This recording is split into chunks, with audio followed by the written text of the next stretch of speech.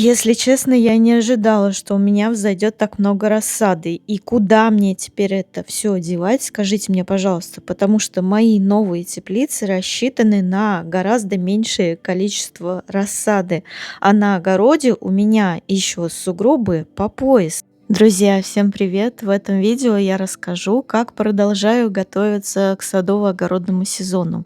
На улице у нас стоит уже стабильно плюсовая температура, но снег и зима нас никак не хотят еще покидать. Друзья, хочу показать вам, как поживает моя рассада, что у меня проросло уже, что не проросло еще, короче. Тут я уже пересадила маленькие росточки томатов, которые у меня проросли. Вот видите, какие они. Еще совсем малюськи, но уже имеют место быть. Я уже рада, что они проросли хотя бы. А вот это, кстати, большие, которые уже росточки выросли, это мне давала соседка. Она их раньше немножко замочила, и поэтому они уже такие большенькие. Сорт этих томатов называется «Видимо-невидимо». Я сначала не поняла, что это за сорт. Думала, что соседка хвастается, что вот именно вот эти растут так, что их видимо-невидимо. А это, оказывается, сорт так называется. А вот это, значит, полосатый шоколад. А вот это ампельный, это тот, который маленькие помидорки вырастают, такие, знаете, черри. А вот эти моллюски, это, сейчас скажу, вот это вот бычье сердце рязанское, коллекционные семена, которые раньше наши бабушки выращивали, да, огромные такие томаты из них растут. Ну, здесь я посадила очень много помидорков черри, они вроде бы как низкорослые. По-моему, называется вкусника этот сорт. Они прям такие меленькие-меленькие. Впервые такие сажаю в грунт. А вот здесь вот эти товарищи у меня только-только начали наклевываться. Я уже расстроилась. Я думала, что никогда не будет у меня возможности наблюдать, как проросли эти семена. Но, тем не менее, они уже начинают. Вот эти, кстати, вот видите, прям чуть-чуть уже начали проклевываться. Эти семена дала подругам моей мамы, тетя Наташа. Вот тетя Наташа, привет. Она говорит, что это очень вкусные помидоры. Я уж не надеялась, что они прорастут, но они, вон, видите, начали. Вот это тоже бычье сердце рязанское, кажется. А, нет, это бычье сердце шоколадное, кстати. Вот, я хотела его попробовать. Бычье сердце шоколадное я ни разу не пробовала и вообще не надеялась, что они у меня прорастут. Но они как поперли, вот смотрите, аж целых 5 штук. Я не знаю, что я с ними буду делать, мне будет все жалко выкидывать. Но вот здесь, друзья, вот это гаргамель. Смотрите, вон только вот так вот немножечко корешок выпустил и все. И вот здесь гаргамель, вот это вот семечко, не знаю, видно ли по центру. В общем, вот это семечко, оно тоже вроде как начало давать корешочек. Я жду, когда этот гаргамель прорастет. Я все боюсь, что я зря купила эти семена. Они ведь дорогие, на минуточку. В общем, друзья, как обычно, я хотела посадить всего лишь 24 кустика томатов. Но, как видите, у меня некоторые всходят там по 2 в стаканчике, по 3, по 4, по 5. Ну, как всегда, планирую я что-то поменьше, а получается всегда побольше. А вот это я начала пряные травки уже пересаживать, которые у меня в поддонах росли. Помните, я показывала видео, где показываю пакетики с семенами, что собираюсь высаживать. Так вот, не все проросло, друзья. Что-то погибло, что-то нет. Ну, в общем, вот это гелихризиум у меня очень хорошо взошел. Это сухоцвет, цветочек такой. Если будет возможность, ставлю сюда эту этикетку, покажу, как он выглядит. Вот это эстрагон. Меня очень удивил. Он очень хорошо взошел. Вот это у меня взошла душица. И рядом с ней всего лишь вот эти вот 2 семечка шалфея. Остальные почему-то шалфей не зашел.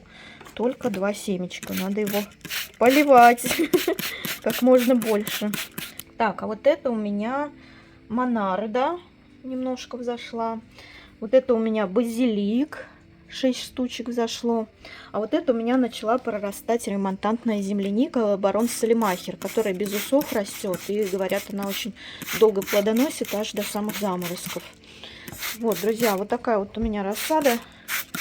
Что-то проросло, что-то нет, что-то с избытком проросло, как всегда. Но томаты, они меня всегда и одновременно пугают и радуют, потому что вроде ты сажаешь, ждешь очень долго, да, а они, заразы, не растут, а потом как разом начинают расти, и вообще не знаешь, куда их девать, если честно.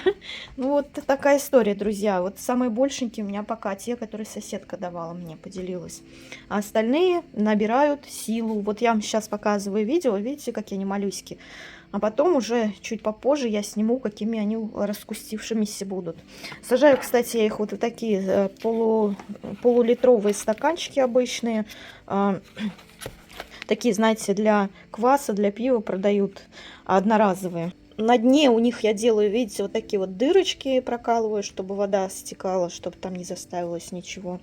И они достаточно высокие. Помидор дает глубокие такие корни. До того, как я их высажу в грунт, им вполне хватит вот таких вот высоких стаканчиков.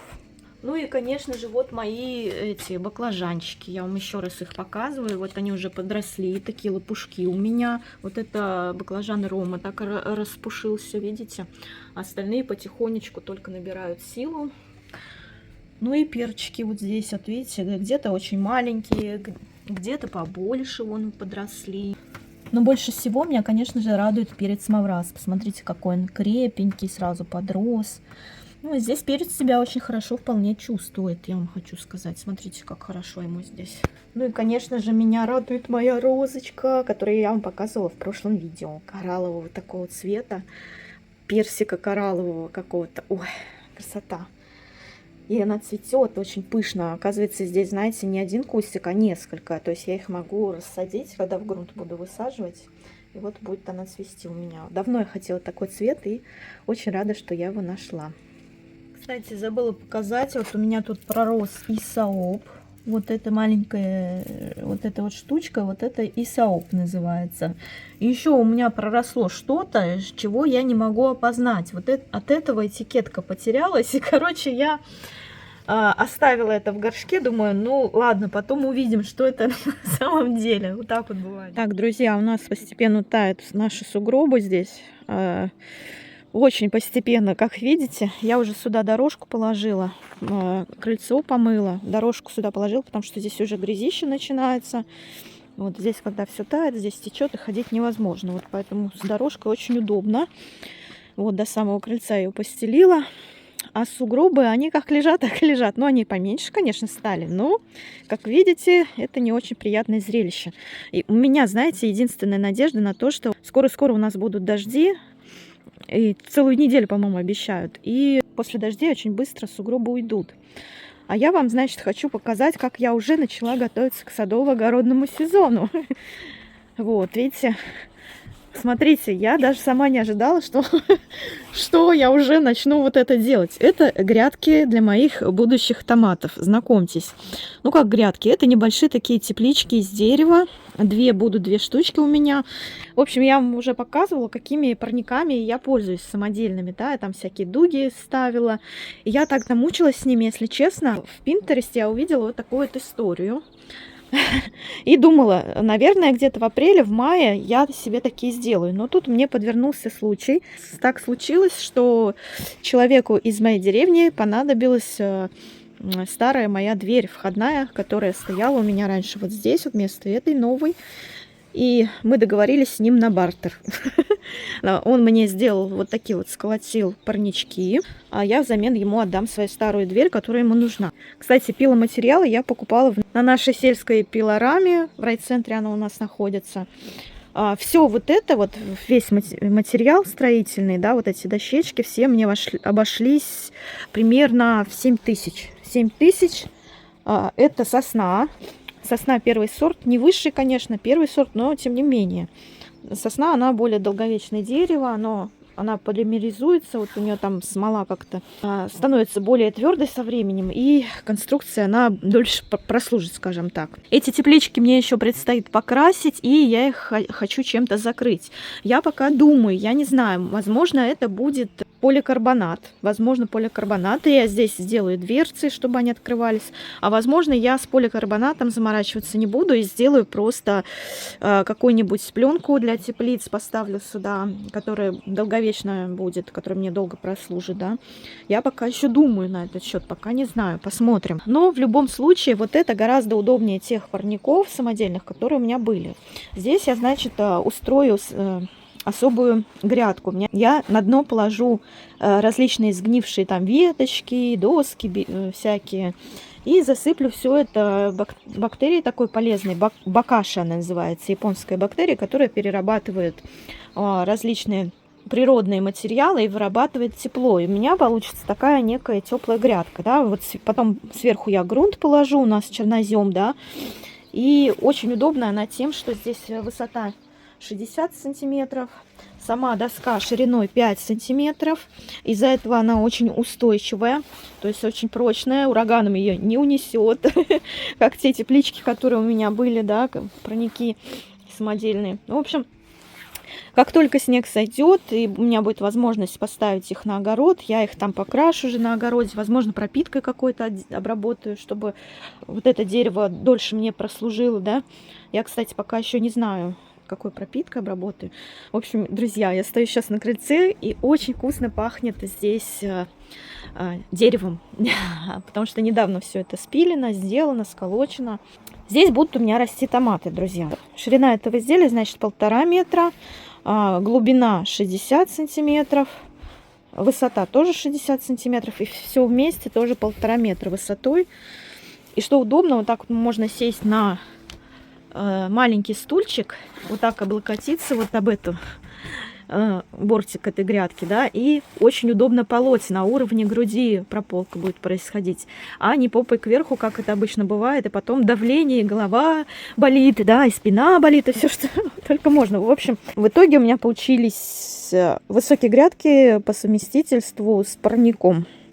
Вот, возможно, я со временем еще поставлю и третью такую, но пока вот попробую в этом году 2, обе у меня под томаты, значит, будут. Хотелось бы высадить сюда все те томаты, которые у меня взошли. Кстати, получается, мне намного дешевле обошлось сделать их самой, да, ну как бы силами бартера, скажем так, купить материал на местной пилораме дешевле обошлось, чем заказывать на Авито. На Авито я смотрела похожие, вот кто-то делает на заказ.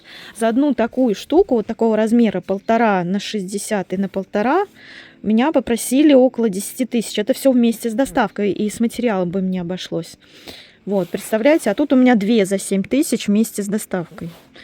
А там на Авито получилось бы 20 тысяч, я бы заплатила за вот эти 2 штуки. Ну, извините меня, на эти деньги можно небольшую поликарбонатную теплицу ставить, да. Почему я не собираюсь ставить поликарбонатную теплицу, я вам уже, кстати, рассказывала в своем предыдущем видео. Здесь оставлю обложку, можете пройти, посмотреть. Здесь уже я это повторять не буду. И еще я вам хочу показать, как я готовлюсь еще к садово-огородному сезону. Я очень люблю клубнику. Вы помните, в прошлом году я высадила аж 7, по-моему, сортов клубники. У меня очень много клубники, и какую только мульчу я на ней не попробовала, друзья.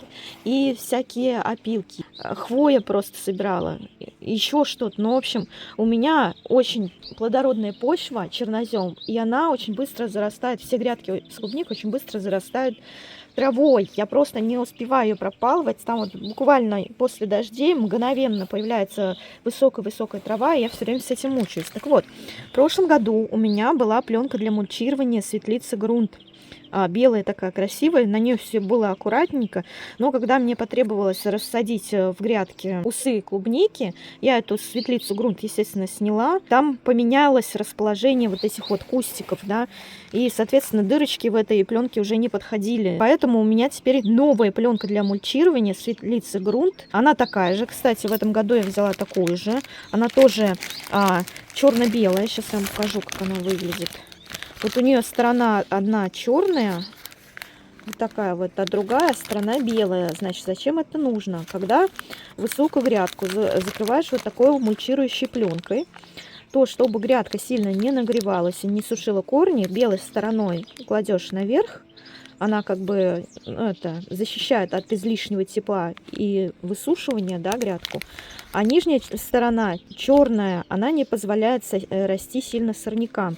Клубника растет из прорезов в этой пленке, да. Вот я здесь где-то вставлю видео с прошлого года, покажу вам, как это, значит, все дело выглядело. Чем мне эта пленка нравится? Она себя очень хорошо, между прочим, зарекомендовала. Единственное, что нужно обязательно прижимать ее специальными такими скобами, чтобы трава, которая пытается прорасти. Она поднимает немножко вот эту пленку, но я нашла решение. Я просто прижимать буду теперь эту пленку скобами. Я купила скобы, я вам покажу, когда буду все это дело высаживать, как я буду укладывать эту пленку для мульчирования. Значит, какие у нее параметры, сейчас вам расскажу. Эта пленка, значит, она увеличивает урожайность до 30% за счет того, что очень хорошо сохраняет влагу в самой грядке. Из-за этого клубника она созревает намного быстрее, на 2 недели раньше. Также это очень хорошая профилактика от заболеваемости всех растений. И не нужно много удобрений поливать, потому что они все не испаряются, а по большей части сохраняются под пленкой, да, и впитываются самим растением культурным. Ну и, соответственно, как я уже сказала, эта пленка выравнивает тепловой режим, да, значит, белая сторона не нагревается, а темная сторона, она внутри сохраняет и тепло, и влагу. Светлица, она очень эластичная, мне очень нравится тем, что она не рвется, как попало, да, она очень хорошо тянется. Ну и за счет этого она прочная. И она практически не пропускает свет. И морозостойкая, то есть она может лежать под снегом в морозы зимой, и ей ничего не будет. Тут написано до минус 80 Цельсия. Она бывает разной, кстати, с перфорацией и без. Я взяла без перфорации, потому что у меня кустики, они неровно высажены на грядке.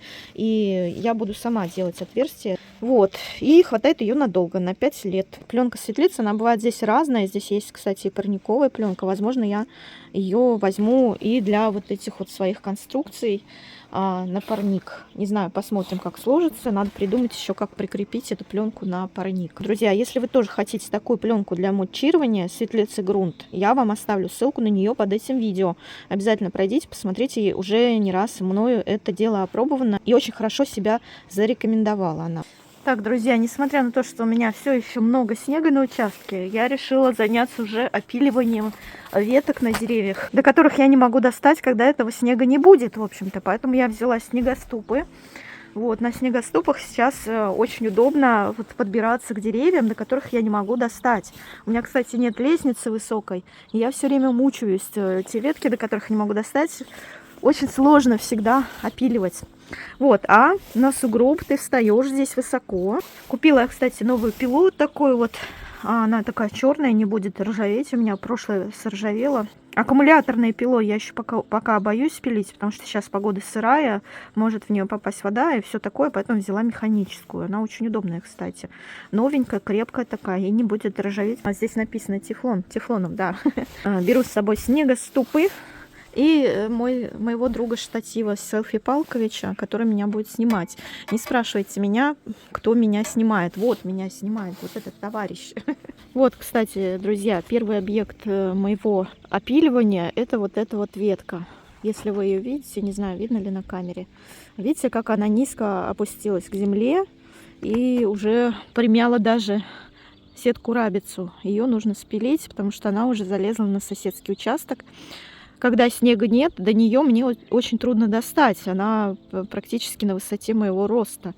Вот. А сейчас я просто встану на снегоступы, и здесь она мне будет по пояс, наверное. Сейчас вот поставлю камеру, покажу вам, как я это буду делать. В общем, пока я тут пилю ветки, немного с вами поболтаю.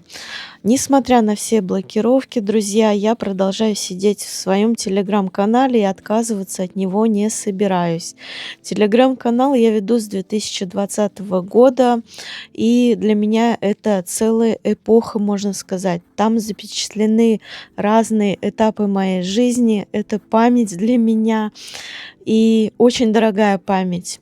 В телеграм-канале я сижу с помощью всем известной программы из 3 букв.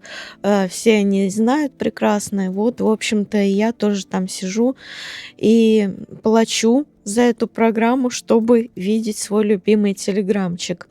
Там я продолжаю записывать аудиоподкасты, делюсь фотографиями, делюсь кружочками разными. И не хочу вообще отпускать эту соцсеть. Она для меня дорога, она мне очень удобна. И буду очень вам благодарна, если вы в качестве поддержки тоже там со мной останетесь или даже подпишитесь, если вы еще не подписаны на мой телеграм-канальчик. Кстати, совсем недавно я там записала аудиоподкаст про физическую активность в деревенском быте, поделилась своими размышлениями по поводу того, насколько это все сказывается на нашем здоровье. Вот, пройдите, посмотрите, если вам интересно. А девчули меня, конечно же, сопровождают, да, Бель? Да, Нописа? Жопки любопытные. Лазят тут со мной. Кис-кис-кис-кис-кис-кис. Мелко. Белек? Нописа? Девочки. Девчули. Кис-кис-кис-кис. Сидят такие на ветках. Уселись. В зрительном зале наблюдают за мной, как я тут мурлыжусь. В общем, как вы поняли, несмотря на наличие сугробов на моем участке, меня уже тянет на садово-огородные работы, и я с этим ничего поделать не могу. Делаю, что могу, вот пока у меня есть возможность пилить ветки, пилю ветки. Милёчка. Нописа. Ты моя сладкая, ты тоже тут гуляешь, скажи. Хочется уже полазить везде. Вот так. И Белёчек сидит. Кстати, по поводу физической активности в деревенском быте. Многие ошибочно думают, что чем больше ты двигаешься, чем больше занимаешься садом, огородом, домом, тем больше у тебя здоровья. Но нет, друзья, это совершенно не так. За 3 года жизни здесь, в деревне, я для себя сделала вывод, что здоровье от этого не прибавляется. И поэтому сейчас ищу все способы, как все-таки нивелировать вот эту утрату здоровья и сделать свою активность более сбалансированной, скажем так, осознанной и размеренной. И, в общем-то, этими своими инсайтами я буду делиться в своем телеграм-канале. Ну а тем людям, которые считают, что чем больше впахиваете себя на участке, тем больше якобы появляется силы здоровья, я хочу пожелать удачи. Что ж, ваше право думать так, как вы думаете, а лично я отталкиваюсь исключительно от своего опыта. И, кстати, в моем окружении нет ни одного человека, который бы с помощью прополки грядок избавился бы от боли в спине, например. Но мне кажется, это настоящая фантастика. Буся? Бусечка. Бусь. Кто там? Кто там? Ну, ты мой сладкий.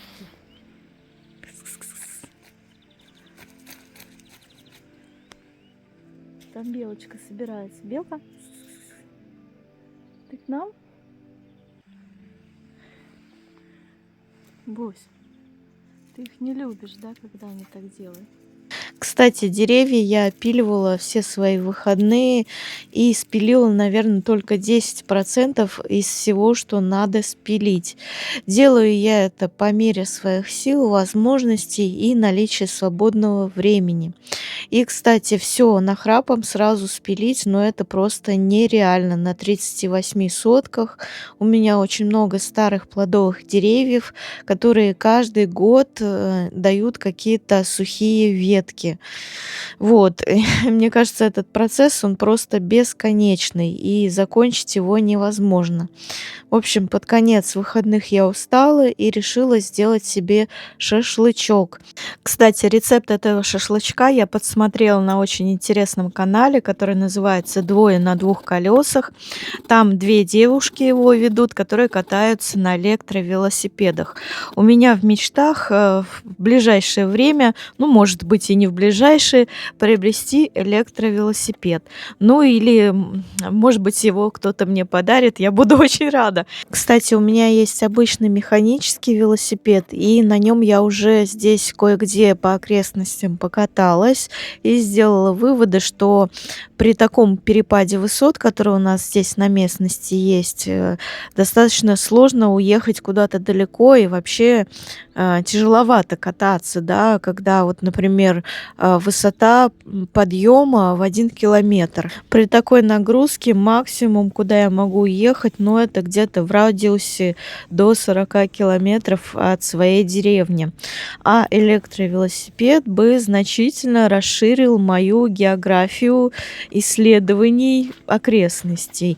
Вот. И, ну, и вообще на нем легче и безопаснее ездить здесь по вот этим горам, косогорам, которые у нас тут. Кстати, если есть здесь кто-нибудь у меня из подписчиков, кто владеет электровелосипедом, буду благодарна, если вы в комментариях оставите рекомендации по выбору электровелосипеда. Вот, я почитаю, я сейчас очень много эту тему изучаю. В общем, пока я тут вам рассказывала про электровелосипед, тем временем тут у меня дровишки догорают в мангале. Кстати, мне очень повезло со зрелым плодовым садом. Да нет, не повезло, я ведь выбирала именно такой участок со зрелыми плодовыми деревьями. В общем, друзья, кто очень любит шашлык, рекомендую вам попробовать приготовить его на углях из каких-нибудь плодовых, фруктовых деревьев, типа яблонь, груш. Они дают такой вкусный аромат к шашлыку. Я, кстати, узнала об этом только вот здесь, когда переехала сюда.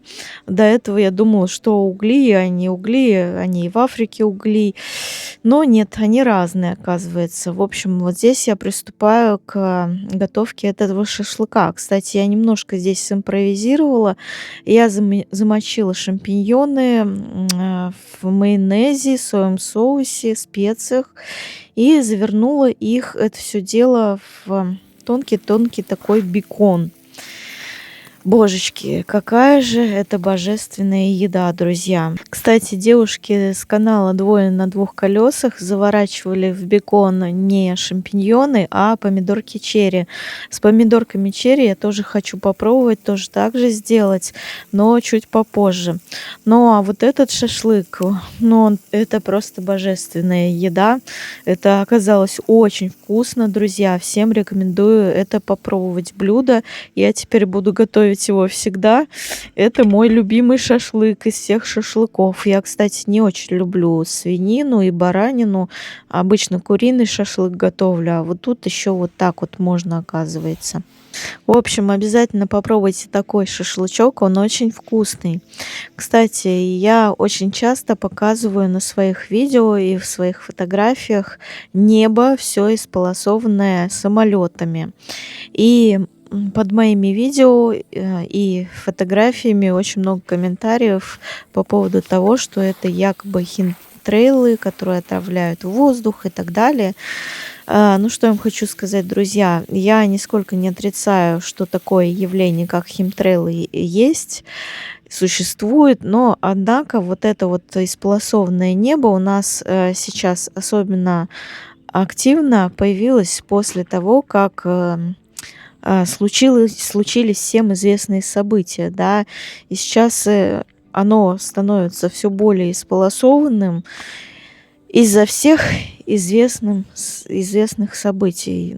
И поэтому я думаю, что это никак не химтрейлы, и воздух у нас достаточно здесь свежий, чистый.